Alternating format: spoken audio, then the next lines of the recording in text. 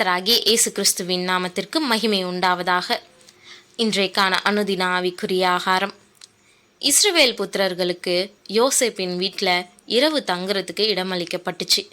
மறுநாள் அதிகாலையில் அவங்க தங்களுடைய தேசத்துக்கு திரும்ப தயாரானாங்க. முந்தைய நாள் அவங்கள யோசேப்பு மகிழ்ச்சியாக நடத்தினது எந்த சந்தேகத்தையும் அவங்களுக்கு ஏற்படுத்தலை. அதனால் அவங்க புறப்படும்போது தங்களுடைய சாக்குகளை சரி பார்க்கல. ஏற்கனவே அவங்க சாக்குகளில் பணம் இருந்தது போலவே 2வது முறை நடக்காதுன்னு அவங்க நினச்சாங்க.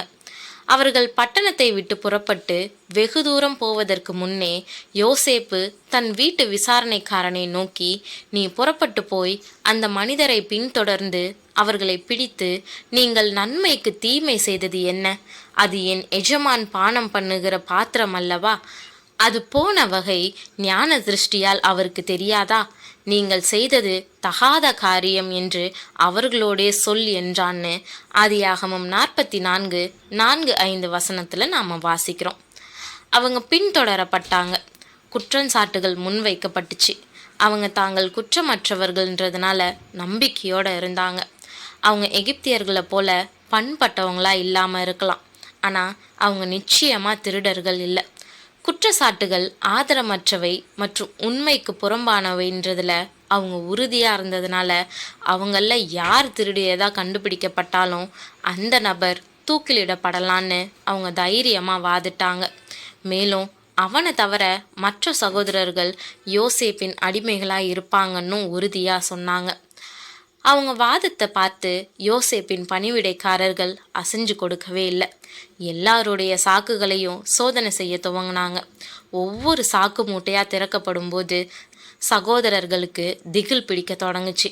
அவங்க செலுத்திய பணம் அவங்களுடைய சாக்குகளில் இருந்துச்சு. யோசேப்பின் பணிவிடைக்காரன் அதை பற்றி எதுவுமே பேசலை. ஆனால் தன்னுடைய எஜமானரின் வெள்ளி கோப்பையை தொடர்ந்து தேடினான். மூத்தவன் சாக்கில் இருந்து இளையன் சாக்கு மட்டும் அவன் சோதிக்கும்போது அந்த பாத்திரம் பென்யமீனுடைய சாக்கில் கண்டுபிடிக்கப்பட்டுச்சு. மிகுந்த துக்கத்திலையும் விரக்தியிலையும் சகோதரர்கள் தங்களுடைய ஆடைகளை கிழிச்சாங்க. இது எப்படி நடந்திருக்கும்? காவலாளி பெஞ்சமீனை கைது செய்ததுனால சகோதரர்கள் அவங்களோட நகரத்துக்கு திரும்பினாங்க. பெஞ்சமீனை விடுவிக்க அவங்க தங்களால் முடிஞ்ச எல்லாத்தையுமே செய்ய தயாராக இருந்தாங்க. யோசேப்பின் வீட்டை அடைஞ்சதும் தாமதிக்காம அவங்க பெஞ்சமீனுடைய உயிருக்காக மன்றாட முகம் குப்புற விழுந்தாங்க. மிகுந்த அதிகாரத்தோட அவங்க கிட்ட யோசேப்பு பேசினான். யோசேப்பு அவர்களை நோக்கி, நீங்கள் என்ன காரியம் செய்தீர்கள்? என்னை போலொத்த மனிதனுக்கு ஞான திருஷ்டியினால் காரியம் தெரிய வரும் என்று அறியாமற் போனீர்களே என்றான்னு 15வது வசனத்தில் நாம் வாசிக்கிறோம். அவன் தன்னை ஒரு எகிப்தியன் அதிகாரியா அவங்க முன்னாடி நடக்க வேண்டிய நிர்பந்தத்தில் இருந்தான். ஆமாம், அவங்க செய்யாத குற்றத்துக்காக தண்டிக்கப்படக்கூடிய நிலைக்கு நிர்பந்திக்க அவன் அவங்களிடத்துல பாசாங்க செஞ்சான். சூழ்நிலையை விளக்க யூதா முயற்சி செய்கிறான். ஆனால் பெஞ்சமீனுடைய சாக்கில் வெள்ளிக்கோப்பை வந்ததுக்கு தாங்கள் காரணம் இல்லைன்றதை விளக்குறதுக்கு இஸ்ரவேல் புத்திரர்கிட்ட எந்த நம்ப தகுந்த ஆதாரமும் இல்லை. ஆனால் ஒன்று மட்டும் அவங்க சிந்தனையில் இருந்துச்சு. இது எல்லாம் அவங்க தங்களுடைய சகோதரனுக்கு இழைச்ச அநீதிக்கு கிடைச்ச பலன்றது தான். அது தேவன் அவங்களுடைய அக்கிரமத்தை விளங்க பண்ணியிருக்கிறாரு. யூதா இதை அறிக்கையிடுறான். தான் சொல்கிறத எகிப்து அதிகாரி புரிஞ்சு கொள்வாருன்னு அவன் எதிர்பார்க்கவே இல்லை.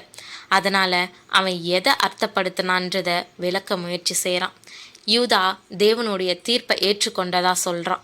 அவன் தன்னுடைய சகோதரர்களின் சார்பாக பேசுகையில் அவங்க அனைவரும் பெஞ்சமீனோட அடிமையாக ஒப்பு கொடுக்க முன் வந்தாங்க. ஏதேனும் தண்டனை வழங்கப்படணும்னா அதை எல்லாருக்கும் கொடுக்கும்படியும் பெஞ்சமீனை மட்டும் தண்டிக்க வேணான்னு முறையிட்டாங்க. யூதாவினுடைய ஆலோசனையை யோசேப்பு நிராகரித்து குற்றவாளி மட்டுமே அடிமையாக இருக்கணும்னு சொன்னான். அவன் மட்டுமே குற்றவாளி, அவன் தண்டிக்கப்படுவான், மற்றவங்க போகலான்னு சொல்கிறான். பார்வோனுக்கு அடுத்து உயர் பதவியில் இருந்து சொல்லக்கூடிய தீர்ப்பு இறுதியானதுன்னா அந்த தீர்ப்பு எத்தகைய பயங்கரமானதுன்னு அவங்க அறிவாங்க. அதனால் பெஞ்சமீனுக்காக தாழ்மையோட மிகுந்த ஜாக்கிரதையாக யூதா மன்றாடுறான். பிரியமானவர்களே, ஏன் இத்தனை தேர்வுகள் அவங்களுக்கு வைக்கப்பட்டுச்சு? ஏன் அவங்க சாக்குகளில் பணம் வைக்கப்பட்டுச்சு? ஏன் பெஞ்சமீனுடைய சாக்கில் வெள்ளி பாத்திரம் போடப்பட்டுச்சு?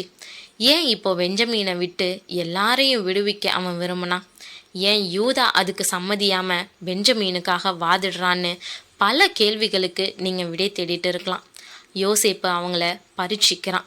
ஆமாம், அவங்க யோசேப்புக்கு செஞ்சது அநீதியான செயல்.